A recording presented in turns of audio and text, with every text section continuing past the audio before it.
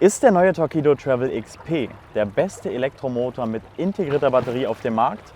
Wir schauen uns für euch heute die Vor- und Nachteile des Motors an und nehmen euch mit auf eine Testfahrt.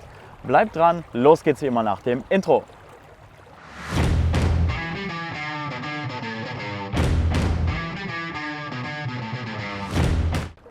Moin liebe Bootsfahrer, schön, dass ihr bei E-Bootsmotoren TV gestrandet seid. Ich bin Johann und begrüße euch zu einem neuen Video. Ja, der Marktführer Torqeedo hat einen neuen Motor rausgebracht, beziehungsweise eine neue Modellreihe mit dem Torqeedo Travel und dem Torqeedo Travel XP. Das heißt, der alte, ein bisschen in die Jahre gekommene Torqeedo Travel 1103, 1103, 1103, den gibt es jetzt nicht mehr, sondern nur noch den Torqeedo Travel und den Torqeedo Travel XP.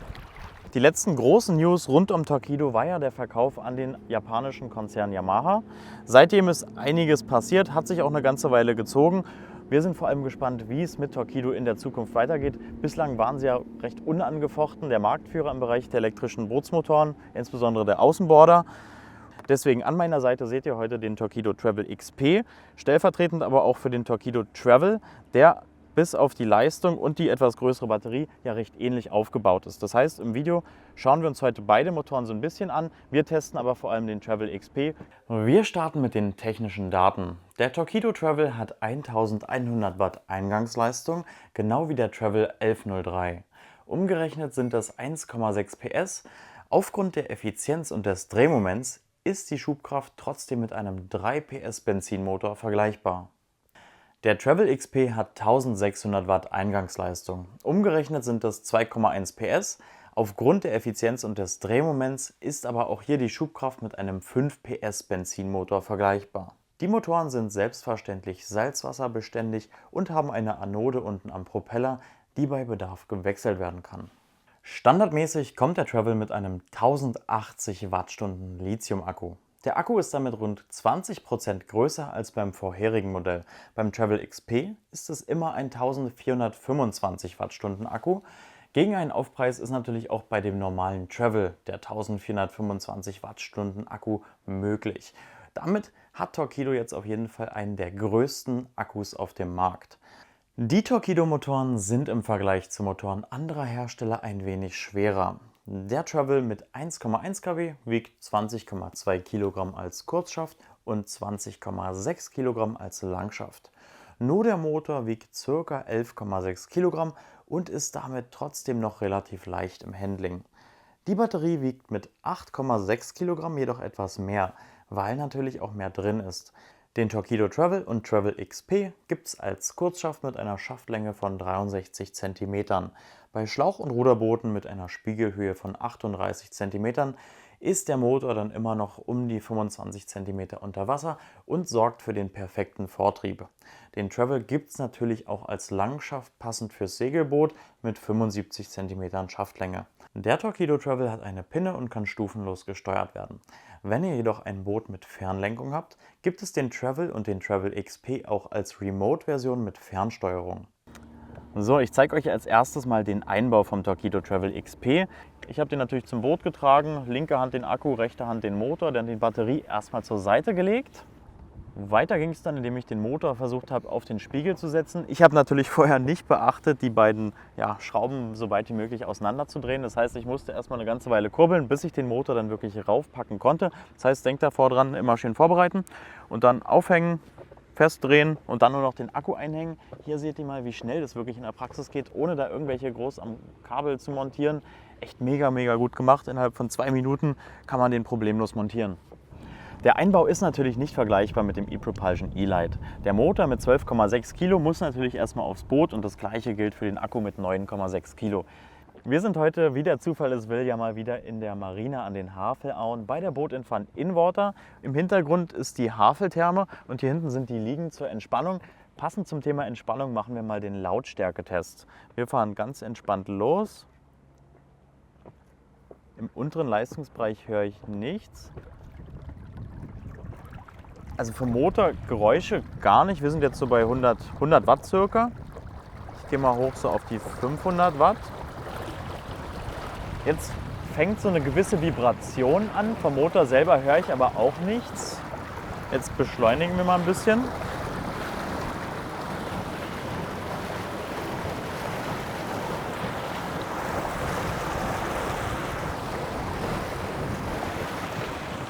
Das ist schon wirklich krass. Also vom Motor selbst hört man absolut nichts. Man merkt ein Stück weit eine Vibration, weil das Teil halt arbeitet. Ja? Also mit 1600 Watt, da ist ein bisschen Geräuschkulisse da, aber nichts vom Motor, nichts Störendes, wirklich perfekt leise. Aus meiner Sicht eine 10 von 10. Und wir sind heute übrigens in einem Alpuna SM270 mit einem V-Kiel. 2 Personen an Bord mit Kamera-Equipment und dem Torqeedo XP. Wir testen jetzt mal ein bisschen die Beschleunigung. Nachher werde ich das auch noch mal alleine testen. Und dann gucken wir natürlich auch auf die Fahrwerte. Das kommt aber gleich. Wir geben mal Vollgas. Kurz festhalten. Das Boot kommt durch den V-Kiel extrem schnell aus dem Wasser. Ja, die Geschwindigkeitsanzeige kommt nicht ganz hinterher. Aber innerhalb von gefühlt 3-4 Sekunden ist man irgendwie so auf voller Geschwindigkeit. Der Motor reagiert extrem schnell, wenn ich jetzt Gas rausnehme. Ja, bleiben wir eigentlich sofort stehen. Wir nehmen jetzt mal eine Fahrkurve auf. Dazu bin ich diesmal allein im Boot und ich mache auch noch eine andere App an und dann testen wir doch mal. Einsteigen tun wir mit 100 Watt. Ja, jetzt kommen wir sogar auf 3,7 km/h. Also wir haben ein bisschen Gegenwind aus der Richtung. Wir gehen hoch auf so 250 Watt. Jetzt gehe ich mal für die Gewichtsverteilung ein Stück nach vorne. Oh ja, gleich viel besser. Ja, also wenn ich gut fahre, bin ich bei fast 5 km/h mit 250 Watt. Weiter geht's mit 500 Watt. So, bei 500 Watt bin ich hier auf der App schon bei 6 km/h. Bisschen Rückenwind, bis zu 7,1 km/h. Das wäre natürlich sehr effizient. Wir gehen mal noch ein bisschen hoch. Auf die 1000 Watt. Jetzt schiebt es mich richtig nach vorne. 8,3 km/h, 8,4. Also 8,4 km/h. Das ist auch das, was man mit dem normalen Torqeedo Travel erwarten kann. Und im letzten Schritt bei der Fahrkurve testen wir natürlich auch die volle Geschwindigkeit mit 1600 Watt.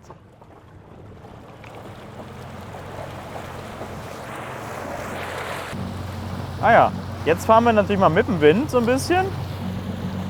Wieder zurück. 9,5 km/h, 9,2, 9,9, also der Höchstwert, also bis zu 10 km/h. So, nachdem wir jetzt eine ganze Strecke gefahren sind, ich blende euch nachher mal die Torqeedo App ein, kommen wir zum Fazit für den Torqeedo Travel bzw. Torqeedo Travel XP. Manövrierfähigkeit war extrem gut, also der Motor fährt sich einfach sehr, sehr angenehm, die Lautstärke ist extrem gering.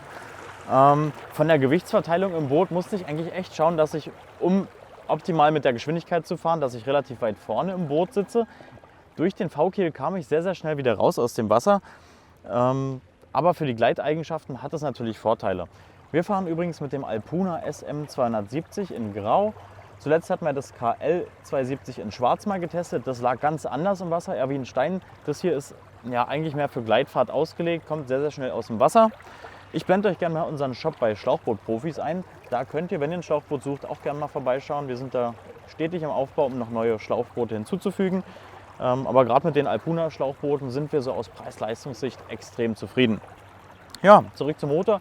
Was mir ein bisschen negativ aufgefallen ist, um da mal zu einem Punkt zu kommen, ist das Display. Vorhin hat die Sonne von hinten geschienen.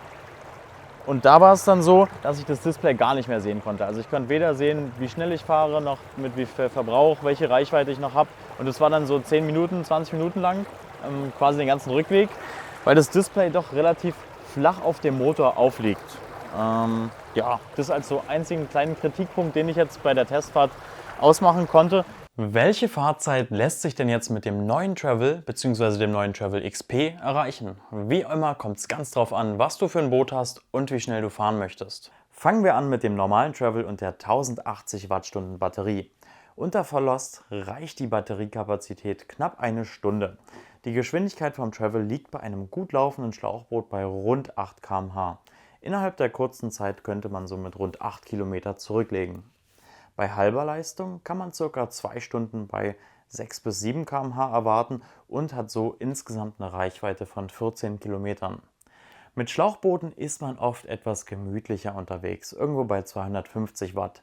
Damit kann man dann für 4 Stunden bei ca. 5 km/h fahren und so immerhin 20 Kilometer zurücklegen. Natürlich kann man auch noch langsamer fahren und mit 100 Watt 10 Stunden am Stück unterwegs sein. Dann macht man entspannte 3 bis 4 km/h und kann den ganzen Tag lang angeln oder vor sich hinschippern. Insgesamt hätte man eine Reichweite von knapp 35 Kilometern. Wie sieht es hingegen mit dem neuen Travel XP und dem großen 1425 Wattstunden Akku aus? Unter Volllast reicht die Batteriekapazität knapp eine Stunde. Die Geschwindigkeit liegt bei einem gut laufenden Schlauchboot bei rund 10 km/h. Innerhalb der kurzen Zeit könnte man somit 9 Kilometer zurücklegen. Bei halber Leistung von 800 Watt kann man ca. 1 Stunde und 45 Minuten bei 8 km/h erwarten. Das ergibt eine Reichweite von rund 14 Kilometern. Bei gemütlicher Fahrweise von 250 Watt sind es 5,5 Stunden bei 6 km/h und somit kann man bis zu 33 Kilometer zurücklegen. Natürlich kann man auch noch langsamer fahren und mit 100 Watt 14 Stunden am Stück unterwegs sein. Dann macht man entspannte 3 bis 4 km/h und kann beispielsweise den ganzen Tag lang angeln.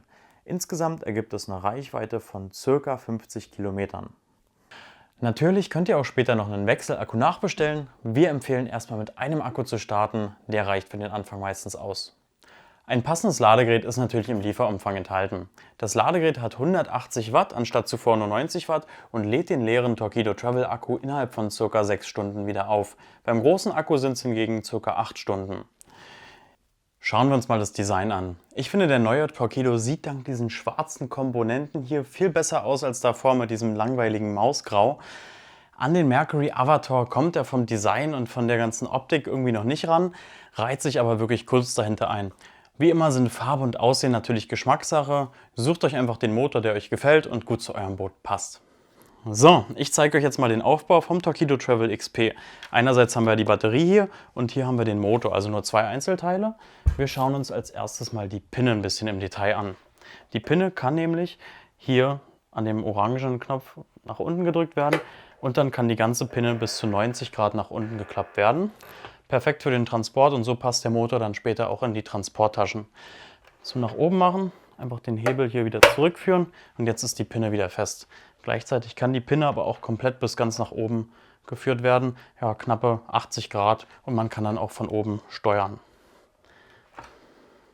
So, im nächsten Schritt schauen wir uns mal an, wie die Batterie montiert wird. Hier ist diese Kappe drauf, die wird nach unten gemacht und dann hole ich mir die Batterie, zack, und setze die hier an den Seiten in diese Führungsschienen ein, also quasi genau wie beim alten Torqeedo 1103. Dann lasse ich den Motor nach unten und dann schiebe ich mit ein bisschen Kraft beides zusammen, so dass hier oben das einrastet und jetzt kriege ich die Batterie auch nicht mehr ab. Genau. Und umgekehrt, wenn ich die Batterie wieder abmachen möchte, muss ich hier oben diesen Hebel ziehen, Batterie mit ein bisschen Kraft nach oben, nach hinten und nach oben weg und so habe ich sie dann wieder in der Hand. Also super simpel, keine Kabel verbinden, innerhalb von ein paar Sekunden gemacht. Viel, viel besser als bei dem Torqeedo 1103 von davor. Also, die Pinne liegt auf jeden Fall sehr, sehr angenehm in der Hand. Hier vorne hat man noch so auf der Unterseite ein bisschen mehr Profil für die Finger. Wenn mir jetzt die Pinne ein bisschen zu leicht oder zu schwergängig ist, kann ich das sogar noch einstellen und muss dafür einfach hier auf der Unterseite, wo der Pfeil ist, einfach mit einem Sechskant nach links oder nach rechts und kann so ein bisschen die Schwierigkeit der Pinne einstellen. Ansonsten liegt der Motor sehr, sehr gut in der Hand, auch sehr, sehr leichtgängig. Hier hinten ist der Stecker für das Ladegerät, einmal aufmachen und hier kann ich dann entweder mit dem normalen Ladegerät oder auch mit dem Solarstrom laden. Ist natürlich wasserdicht und hinten auf dem Akku seht ihr auch schon dieses grüne Lämpchen. Das heißt einfach, dass der Akku voll ist und nicht geladen werden muss. Weiter geht's mit dem coolen Farbdisplay. Viele Informationen auf einen Blick. In der Mitte habt ihr den Batteriestand, links davon wie groß die Reichweite gerade ist und rechts davon die verbleibende Fahrzeit. Oben links seht ihr jetzt die aktuelle Geschwindigkeit, oben rechts den genauen Batteriestand, unten rechts die Umdrehung pro Minute und unten links den aktuellen Verbrauch. Insgesamt gibt es 3 Untermenüs und zwischen diesen könnt ihr mit den Pfeiltasten umherschalten. Einmal nach unten und hier wird dann der Verbrauch groß in der Mitte angezeigt und der Rest bleibt aber gleich. Noch eins nach unten seht ihr dann die Geschwindigkeit in der Mitte, ganz nachdem, auf welche Daten ihr bei der Fahrt am meisten achten wollt. Die Helligkeit kann natürlich auch eingestellt werden, je nachdem, ob ihr gerade am Tag bei Sonneneinstrahlung fahrt oder auch mal in der Nacht unterwegs seid. In der Nacht, damit das Display nicht so stark blendet, ist es am besten, das zu dimmen. Auch einfach hier über die Pfeiltasten, je nachdem, wie ihr es haben wollt. Dann gibt es noch ein umfangreiches Hauptmenü mit vielen Einstellungsmöglichkeiten, Bluetooth mit System-Updates über die App, Anzeige, Status oder natürlich die Sprache. Als nächstes seht ihr noch die umfangreichen Motorfunktionen. Also, der Torqeedo Travel XP lässt sich natürlich auch hochklappen. Dafür muss einmal der Hebel hier nach oben gelöst werden. Und jetzt kann ich den Motor ganz frei bewegen. Wenn ich den Hebel hier so ein bisschen nach unten klappe, rastet er in der nächsten Position ein. Es gibt wieder verschiedene Tiltstufen, auf denen ich den Motor dann anklappen kann. So, zack. Jetzt bin ich hier bei knapp 80 Grad und es gibt sogar eine Position mit 90 Grad, was halt gerade für Segelboote wirklich ein Traum sein kann. Und um den jetzt wieder hochzuklappen, zack, ziehe ich den Hebel runter. Zack. Und jetzt ist er wieder fest und kann auch nicht nach oben. Torqeedo hat sich hier mit dem Hebel nochmal was ganz Besonderes einfallen lassen. So wie ich den Motor jetzt habe, kann ich ihn komplett frei bewegen. 360 Grad. Wenn ich den Hebel jetzt aber umschalte, eine Stufe nach oben, habe ich nur noch einen Bewegungsradius von ca. 120 Grad und jetzt macht der Motor Halt. Und auf der obersten Stufe, zack, und jetzt ist der Motor wirklich festgestellt und ich kann den ganzen Motor nicht mehr bewegen. Perfekt für Segelboote, wenn ich sowieso mit der Steuerpinne des Bootes steuern will. Jetzt geht's ans Eingemachte. Wie viel kostet der Torqeedo Travel? Im Lieferumfang ist natürlich bereits alles Wichtige enthalten, um direkt loszufahren. Der Motor mit Pinne, Propeller, Akku, Ladegerät, Magnetchip, Bedienungsanleitung, Finne und die Anode. Den Kurzschaft vom normalen Travel gibt es für 2.799 € mit der 1080 Wattstunden Standardbatterie. Mit dem Upgrade auf die 1425 Wattstunden Batterie, also wie hier, dann sind wir bei 3.099 € und wenn man dann den großen Travel XP mit großer Batterie nimmt, also so wie er jetzt komplett hier steht, sind wir bei 3.649 €. Der Langschaft kostet jeweils einen Aufpreis von 50 €. Es gibt auch optional noch sehr viel Zubehör, darunter natürlich die Wechselakkus, Solarladeregler, Solarpanel. Bald kommen auch noch neue Tragetaschen für den Motor und den Akku. Den Travel gibt es natürlich auch als Remote-Version. Beim normalen Travel braucht ihr hierfür das Remote-Kit für 479 €. Alternativ gibt es den Travel XP Remote im Shop direkt für 3.899 €. So, kurze Eigenwerbung. Wenn ihr nach dem Video denkt, dass der Torqeedo Travel oder der Torqeedo Travel XP zu euch und eurem Boot passt, schaut doch gerne mal bei uns im Online-Shop vorbei. Hier könnt ihr die Motoren mit dem gewünschten Zubehör konfigurieren und natürlich auch direkt bestellen. Den Link findet ihr wie immer unten in der Videobeschreibung. Ihr könnt uns natürlich auch anrufen oder einfach eine Mail schreiben. Herzlichen Dank für eure Unterstützung. Für welches Boot eignet sich denn der 1 kW Torqeedo Travel? Grundsätzlich eigentlich für jede Anwendung. Für ein Schlauchboot ist der Travel aus unserer Sicht perfekt. Gleitfahrt ist mit der Leistung aber noch nicht möglich. Ansonsten kann man den Travel auch an Ruderbooten wie eine Anker oder an kleinen Sportbooten nutzen. Hier würden wir ein maximales Gewicht von so 750 Kilogramm empfehlen. Wenn es ein bisschen Strömung gibt und bei Wind gefahren wird, vielleicht auch eher 500 Kilo. Für welches Boot eignet sich denn jetzt der 1,6 kW Torqeedo Travel XP? Mit dem XP ist noch mal ein bisschen mehr Endgeschwindigkeit möglich. Ein Schlauchboot kommt gern mal so auf 10-11 km/h, aber Gleitfahrt ist auch mit dem XP bei 1,6 kW noch nicht möglich. Ich sehe den Travel vor allem bei etwas schwereren Motorbooten. Hier kann man auch problemlos Boote mit bis zu 800 Kilogramm antreiben, als Hilfsmotor oder für kurze Fahrten sicherlich auch bis 1,6 Tonnen.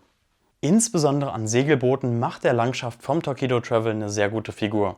Hier kann man auch den Antrieb problemlos bis ca. 1600 Kilogramm Bootsgewicht oder wenn es ein Flautenschieber ist, bis ca. 2400 Kilogramm Bootsgewicht verwenden und kann damit wirklich eine Reihe von Booten antreiben und hat alles in allem ein sehr, sehr kompaktes Komplettsystem.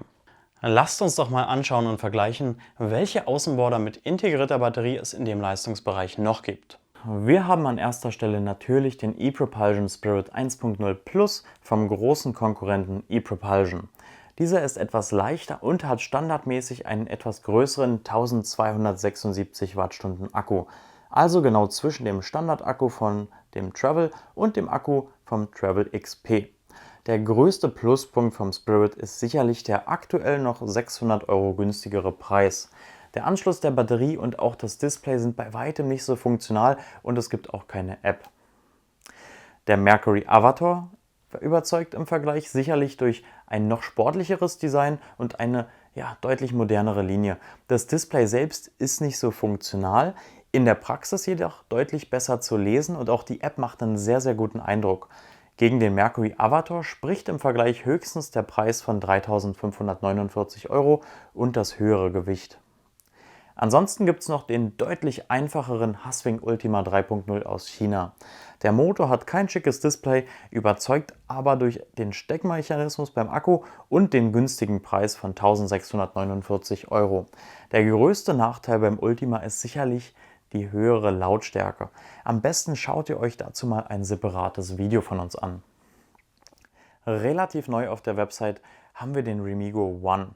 Der Motor ist mit 12 Kilogramm ebenfalls recht leicht zu tragen. Dazu kommt dann noch das Bracket mit 2,5 Kilogramm und das kann dann auch einzeln montiert werden, ähnlich wie beim ePropulsion E-Lite. Die Eintauchtiefe ist variabel verstellbar und eignet sich daher für Schlauch- und Segelboote gleichermaßen.